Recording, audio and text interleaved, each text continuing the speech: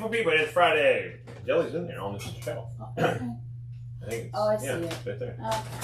I'm trying to help my wife with jelly. I need some jelly. So, Is this jelly? Yes. do we actually know what we're praying for? No. Like, do we actually know what's coming out of our mouth when we pray? Let's talk about that. Eating my breakfast in front of you.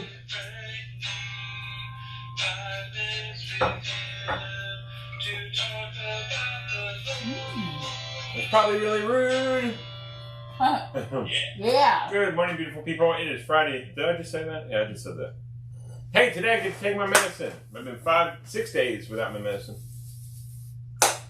So, at the end of Lamentations, this crying out to God, this huge burden that Jeremiah had on his shoulders. There's the last two scriptures.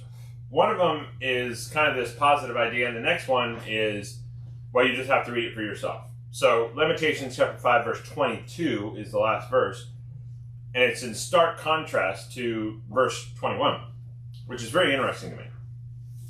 But here's Jeremiah, or the one who wrote the book. We really don't know, but tradition and how he wrote kind of points to Jeremiah.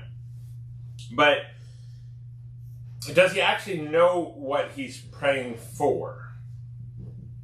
Now, we have hindsight. Hindsight is 20/20 because you can look back and you can see what he was praying for and what happened because he prayed for that. But at the time, I don't know if he knew exactly what he was asking God. So it says this: "Restore us to yourself, Lord, that we may return. Renew our days as of old."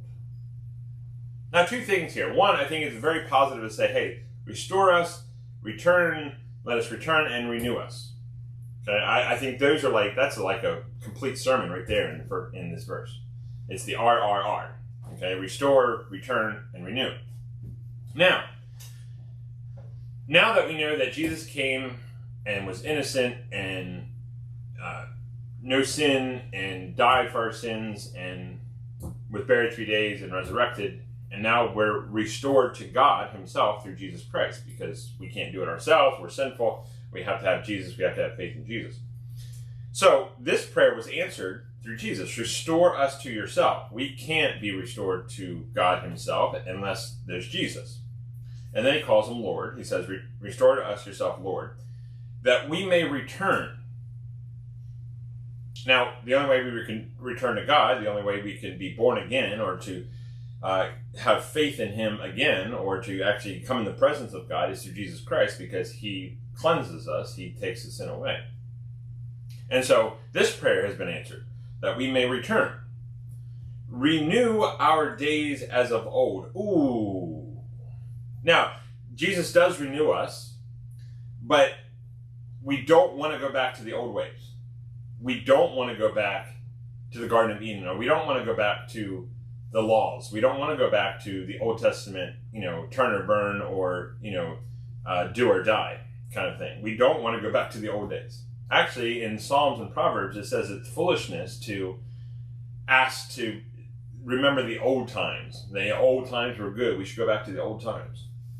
Now, if this meant in his heart, or Jesus took it this way, renew our days of old, then remember, Jesus and God and the Holy Spirit have no time. They're infinite. They're constant. They were never created. They created things, and they were always here. And so if he's praying for us to return to the old, then yeah, the Ancient of Days, I want to return to God. I want to return to the days of old, where there was no sin, there was no, no hurt, no pain, no crying. This was an awesome prayer, just one verse. Now, if you go to chapter 5, verse 22, woo! I encourage you to do that.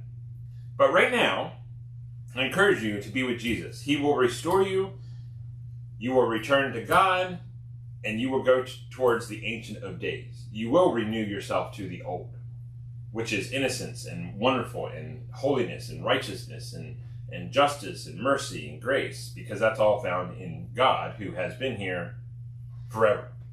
Actually, not even forever, because forever has a beginning. He has no beginning, he has no end. He is the Alpha and the Omega. So I encourage you, run towards Jesus.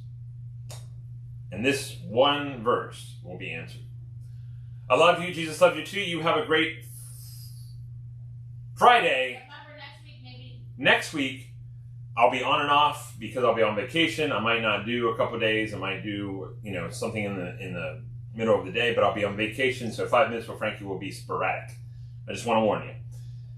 Come Sunday morning, and then Sunday at 1 o'clock p.m., we have baptism service at Jackson's Lodge. If anybody wants to get baptized in the water, you're more than welcome to come. Anybody, literally, just have to have faith in Jesus, and then we'll baptize you.